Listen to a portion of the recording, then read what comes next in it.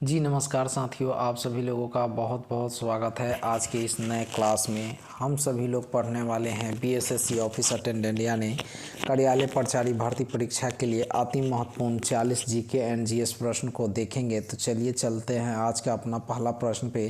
तो आज का अपना पहला प्रश्न है किसी भूमि प्रसिद्ध है। तो आप लोग बताएंगे किसी भूमि प्रसिद्ध है, तो इसका करेक्ट आंसर हो जाएगा लोहे के लिए, यानी option number C correct answer होगा। अब चलते हैं नेक्स्ट प्रश्न यानी 2 नंबर प्रश्न पे। 2 नंबर प्रश्न है कि तन्ने की कटाई का प्रयोग निम्नलिखित में से किसे पुनः उगाने के लिए किया जाता है। तो आप लोग बताएंगे कि तन्ने की कटाई का प्रयोग निम्नलिखित में से किसे पुनः उगाने के लिए किया जाता है। तो इसका करेक्ट आंसर हो जाएगा गन्ना के लिए, यानी option number D correct answer होगा। अब चलते हैं नेक्स्ट प्रश्न यानी 3 नंबर प्रश्न पे। तो 3 नंबर प्रश्न है कि सुंदरवन क्षेत्र में है। तो आप लोग बताएंगे कि सुंदरवन क्षेत्र में है, तो इसका करेक्ट आंसर हो जाएगा ऑप्शन नंबर डी यानी संघन मैंग्रोव वन, यानी option number D correct answer हो जाएगा। अब चलते हैं नेक्स्ट प्रश्न यानी 4 नंबर प्रश्न पे। तो 4 नंबर प्रश्न है कि भारत में चंद्रा और भाग नदियाँ किस क्षेत्र में बहती है। तो आप लोग बताएंगे कि भारत में चंद्रा और भाग नदियाँ किस क्षेत्र में बहती है। तो इसका करेक्ट आंसर हो जाएगा लाहौल में, यानी option number C correct answer होगा। अब चलते हैं नेक्स्ट प्रश्न यानी 5 नंबर प्रश्न पे। तो 5 नंबर प्रश्न है कि भारतीय मानक समय ग्रीनविच माध्य समय से कितना आगे है। तो आप लोग बताएंगे कि भारतीय मानक समय ग्रीनविच माध्य समय से कितना आगे है। तो इसका करेक्ट आंसर हो जाएगा 5 घंटे 30 मिनट, यानी option number A correct answer होगा। अब चलते हैं नेक्स्ट प्रश्न यानी 6 नंबर प्रश्न पे। तो 6 नंबर प्रश्न है कि चुनाव जीतने वाले राजनीतिक दलों में से और उनके द्वारा सरकारी सेवकों की नियुक्ति की प्रथा कहलाती है। तो आप लोग बताएंगे कि चुनाव जीतने वाले राजनीतिक दलों में से और उनके द्वारा सरकारी सेवकों की नियुक्ति की प्रथा कहलाती है। तो इसका करेक्ट आंसर हो जाएगा लूट एस्पोइलस प्रणाली, यानी option number A correct answer होगा। अब चलते हैं नेक्स्ट प्रश्न यानी 7 नंबर प्रश्न पे। तो 7 नंबर प्रश्न है कि भारत के संविधान का कौन सा अनुच्छेद देवनागरी लिपि में हिंदी को संघ की सरकारी भाषा के रूप में मान्यता देता है। तो आप लोग बताएंगे कि भारत के संविधान का कौन सा अनुच्छेद देवनागरी लिपि में हिंदी को संघ सरकारी भाषा के रूप में मान्यता देता है। तो इसका करेक्ट आंसर हो जाएगा 343, यानी option number C correct answer होगा। अब चलते हैं नेक्स्ट प्रश्न यानी 8 नंबर प्रश्न पे। तो 8 नंबर प्रश्न है कि खंड विकास पदाधिकारी किसका प्रशासनिक प्रमुख होता है। तो आप लोग बताएंगे कि खंड विकास पदाधिकारी किसका प्रशासनिक प्रमुख होता है। तो इसका करेक्ट आंसर हो जाएगा पंचायत समिति, यानी option number A correct answer होगा। अब चलते हैं नेक्स्ट प्रश्न यानी 9 नंबर प्रश्न पे। तो 9 नंबर प्रश्न है कि भारत के राष्ट्रपति के चुनाव में हुए विवाद का निर्णय कौन करता है। तो आप लोग बताएंगे कि भारत के राष्ट्रपति के चुनाव में हुए विवाद का निर्णय कौन करता है। तो इसका करेक्ट आंसर होता है सर्वोच्च न्यायालय, यानी option number B correct answer होगा। अब चलते हैं नेक्स्ट प्रश्न यानी 10 नंबर प्रश्न पे। तो 10 नंबर प्रश्न है कि निम्न में से गांधी जी की स्वतंत्र भारत के संविधान से कौन सी अपेक्षा थी। तो आप लोग बताएंगे कि निम्न में से गांधी जी के स्वतंत्र भारत के संविधान से कौन सी अपेक्षा थी। तो इसका करेक्ट आंसर हो जाएगा उपयुक्त में से एक से अधिक, यानी option number D correct answer होगा। अब चलते हैं नेक्स्ट प्रश्न यानी 11 नंबर प्रश्न पे। तो 11 नंबर प्रश्न है कि भारत में संघवाद के संदर्भ में निम्नलिखित में से कौन सा कथन सत्य है। तो आप लोग बताएंगे कि भारत में संघवाद के संदर्भ में निम्नलिखित में से कौन सा कथन सही है। तो इसका करेक्ट आंसर हो जाएगा ऑप्शन नंबर ए, यानी एक अर्धसंघीय राज्य देश के अंतर्गत भारतीय संघवाद का परिणाम है। अब चलते हैं नेक्स्ट प्रश्न यानी 12 नंबर प्रश्न पे। तो 12 नंबर प्रश्न है कि भारत का वह कौन सा प्रथम राज्य है जिसने मसाला बॉन्ड बाजार में प्रवेश किया है। तो आप लोग बताएंगे कि भारत का वह कौन सा प्रथम राज्य है जिसे मसाला बॉन्ड बाजार में प्रवेश किया है। तो इसका करेक्ट आंसर हो जाएगा केरल, यानी option number C correct answer होगा। अब चलते हैं नेक्स्ट प्रश्न यानी 13 नंबर प्रश्न पे। तो 13 नंबर प्रश्न है कि हमारे देश की मौद्रिक नीति तय करता है। तो आप लोग बताएंगे कि हमारे देश की मौद्रिक नीति तय करता है। तो इसका करेक्ट आंसर हो जाएगा भारतीय रिजर्व बैंक, यानी option number A correct answer होगा। अब चलते हैं नेक्स्ट प्रश्न यानी 14 नंबर प्रश्न पे। तो 14 नंबर प्रश्न है कि बेरोजगारी पर विवरण यहाँ से प्राप्त किया जा सकता है। तो आप लोग बताएंगे कि बेरोजगारी पर विवरण कहाँ से प्राप्त किया जा सकता है। तो इसका करेक्ट आंसर है कि राष्ट्रीय नमूना सर्वेक्षण संगठन से, यानी option number B correct answer होगा। अब चलते हैं नेक्स्ट प्रश्न यानी 15 नंबर प्रश्न पे। तो 15 नंबर प्रश्न है कि भारत के बुलबुल किसे कहा जाता है। तो आप लोग बताएंगे कि भारत का बुलबुल किसे कहा जाता है। तो इसका करेक्ट आंसर हो जाएगा सरोजिनी नायडू को, यानी option number B correct answer होगा। अब चलते हैं नेक्स्ट प्रश्न यानी 16 नंबर प्रश्न पे। तो 16 नंबर प्रश्न है कि काकोरी ट्रेन डकैती कांड में किन क्रांतिकारियों को फांसी की सजा दी गई थी। तो आप लोग बताएंगे कि काकोरी ट्रेन डकैती कांड में किन क्रांतिकारियों को फांसी की सज़ा दी गई थी। तो इसका करेक्ट आंसर हो जाएगा राम प्रसाद बिस्मिल और अशफा उल्लाह को, यानी option number A correct answer होगा। अब चलते हैं नेक्स्ट प्रश्न यानी 17 नंबर प्रश्न पे। तो 17 नंबर प्रश्न है कि भारत की राजधानी कलकत्ता से दिल्ली कब बदली गई। तो आप लोग बताएंगे कि भारत की राजधानी कलकत्ता से दिल्ली कब बदली गई। तो 17 नंबर का करेक्ट आंसर हो जाएगा 1912 ईस्वी में, यानी option number A correct answer होगा। अब चलते हैं नेक्स्ट प्रश्न यानी 18 नंबर प्रश्न पे। तो 18 नंबर प्रश्न है कि अंग्रेजों ने बहादुर शाह 2 को देश से निकालकर कहाँ भेज दिया। तो आप लोग बताएंगे कि अंग्रेजों ने बहादुर शाह 2 को देश से निकालकर कहाँ भेज दिया। तो इसका करेक्ट आंसर होगा रंगून में, यानी option number A correct answer होगा। अब चलते हैं नेक्स्ट प्रश्न यानी 19 नंबर प्रश्न पे। तो 19 नंबर प्रश्न है कि ब्राह्मण समाज की स्थापना कब की गई। तो आप लोग बताएंगे कि ब्राह्मण समाज की स्थापना कब की गई।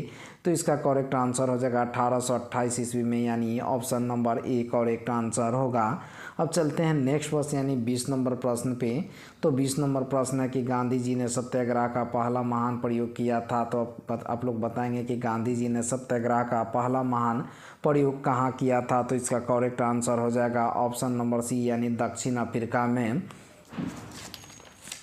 अब चलते हैं नेक्स्ट प्रश्न यानी 21 नंबर प्रश्न पे।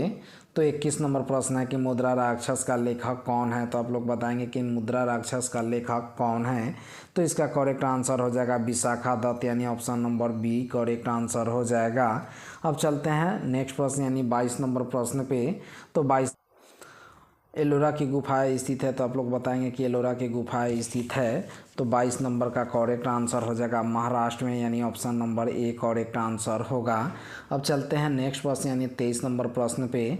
तो इस नंबर प्रश्न है कि डोमेन निम्नलिखित में से किस पदार्थ में बनते हैं। तो आप लोग बताएंगे कि डोमेन निम्नलिखित में से किस पदार्थ से बनते हैं। तो इसका करेक्ट आंसर हो जाएगा 23 नंबर का ऑप्शन नंबर बी, यानी लौह चुंबकीय।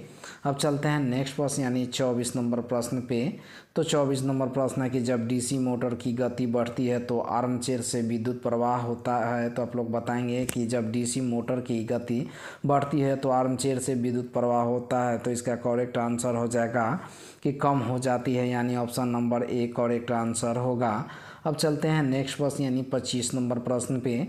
25 नंबर प्रश्न है कि रेले परिक्रमण में आपतित प्रकाश तरंग की तरंग दैर्ध्य होती है। तो 25 नंबर की करेक्ट आंसर होगा ऑप्शन नंबर बी कण के आयाम से अधिक।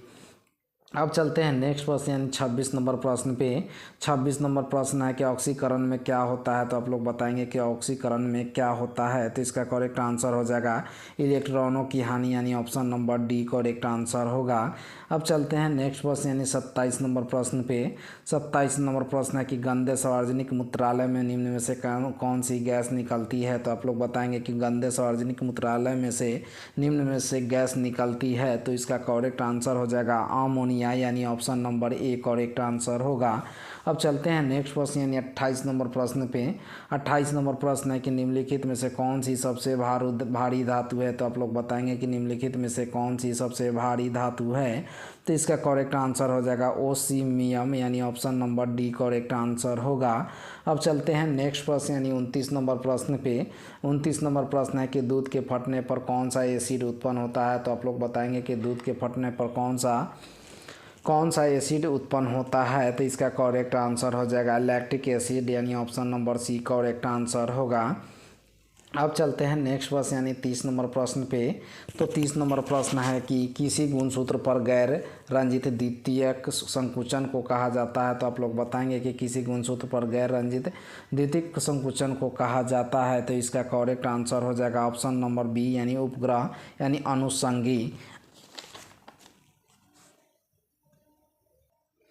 अब चलते हैं नेक्स्ट प्रश्न यानी 31 नंबर प्रश्न पे। 31 नंबर प्रश्न है कि कायिक परिवर्धन का लाभ यह है कि इस प्रकार उत्पन्न सभी पौधे होते हैं। तो आप लोग बताएंगे कि कायिक परिवर्धन का लाभ यह है कि इस प्रकार उत्पन्न सभी पौधे में होते हैं। तो 31 नंबर का करेक्ट आंसर हो जाएगा ऑप्शन नंबर बी यानी आनुवांशिक रूप से समान।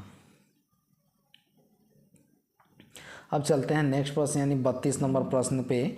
32 नंबर प्रश्न है कि पर्यावरण निगरानी में रिमोट सेंसिंग का उपयोग करने का प्राथमिक लाभ क्या है। तो आप लोग बताएंगे कि 32 नंबर का करेक्ट आंसर क्या होगा। तो इसका करेक्ट आंसर होगा कि यह उच्च स्थानिक रिजोल्यूशन के साथ वास्तविक समय डेटा प्रदान करता है। अब चलते हैं नेक्स्ट प्रश्न यानी 33 नंबर प्रश्न पे। 33 नंबर प्रश्न है कि अंतः शोषण तभी होता है जब वायुमंडलीय नाव से फेफड़ा का दाब हो। तो आप लोग बताएंगे कि अंतः शोषण तभी होता है जब वायुमंडलीय नाव से फेफड़े का दाब होता है। तो इसका करेक्ट आंसर हो जाएगा ऑप्शन नंबर ए यानी कम। अंतः शोषण तभी होता है जब वायुमंडलीय दाब से फेफड़ों का दाब हो। तो इसका करेक्ट आंसर हो जाएगा ऑप्शन नंबर ए यानी कम। अब चलते हैं नेक्स्ट प्रश्न यानी 34 नंबर प्रश्न पे। 34 नंबर प्रश्न के 1866 से 67 के नील खेतिहरों के बिहार में हुए विद्रोह के क्षेत्र की पहचान करें। तो आप लोग बताएंगे कि 1866 से 67 के नील खेतिहरों के बिहार में हुए विद्रोह के क्षेत्र की पहचान करें। तो इसका करेक्ट आंसर हो जाएगा चंपारण एवं मुजफ्फरपुर यानी option number D correct answer होगा। अब चलते हैं नेक्स्ट प्रश्न यानी 35 नंबर प्रश्न पे। 35 नंबर प्रश्न है कि किस स्थान पर आदिवासियों ने अंग्रेजों के खिलाफ विद्रोह किया। तो आप लोग बताएंगे कि किस स्थान पर आदिवासियों ने अंग्रेजों के खिलाफ विद्रोह किया। तो 35 नंबर का करेक्ट आंसर होगा बिहार यानी option number A correct answer होगा। अब चलते हैं नेक्स्ट प्रश्न यानी 36 नंबर प्रश्न पे। 36 नंबर प्रश्न है कि राजस्थान सरकार द्वारा संचालित गाड़ियाँ लुहार अनुदान योजना का मुख्य उद्देश्य क्या है। तो आप लोग बताएंगे कि राजस्थान सरकार द्वारा संचालित गाड़ियाँ लुहार अनुदान योजना का मुख्य उद्देश्य क्या है। तो इसका करेक्ट आंसर हो जाएगा ऑप्शन नंबर सी कांचा माल खरीदने हेतु वित्तीय सहायता देना। अब चलते हैं नेक्स्ट प्रश्न यानी 37 नंबर प्रश्न पे। तो 37 नंबर प्रश्न है कि पीएम मोदी द्वारा घोषित ई ट्रक प्रोत्साहन योजना किस व्यापक विजन का हिस्सा है। तो आप लोग बताएंगे कि 37 नंबर का करेक्ट आंसर क्या होगा। तो इसका करेक्ट आंसर हो जाएगा ऑप्शन नंबर सी यानी ग्रीन मोबिलिटी विजन। अब चलते हैं नेक्स्ट प्रश्न यानी 38 नंबर प्रश्न पे। 38 नंबर प्रश्न है कि भारतीय नौसेना का कौन सा जहाज मालदीव राष्ट्रीय रक्षा बल के साथ संयुक्त मानवीय सहायता और आपदा राहत अभ्यास में भाग लेने के लिए माफी लाफूसी एटोला पहुंचा। तो 38 नंबर का करेक्ट आंसर होगा ऑप्शन नंबर सी यानी INSS शारदा। अब चलते हैं नेक्स्ट प्रश्न यानी 39 नंबर प्रश्न पे। 39 नंबर प्रश्न है कि पारदर्शिता बढ़ाने के प्रयास में भारत के सर्वोच्च न्यायालय ने हाल ही में कितने सेवारत न्यायाधीशों की संपत्ति का खुलासा किया है। तो आप लोग बताएंगे कि 39 नंबर का करेक्ट आंसर क्या होगा। तो इसका करेक्ट आंसर हो जाएगा ऑप्शन नंबर बी यानी 21। अब चलते हैं नेक्स्ट प्रश्न यानी आज का लास्ट प्रश्न पे। तो आज का लास्ट प्रश्न है कि बिहार की कोसी मेची अंतर्राज्यीय संपर्क परियोजना को केंद्र सरकार की किस प्रमुख योजना के तहत शामिल करने की अनुमति मिली।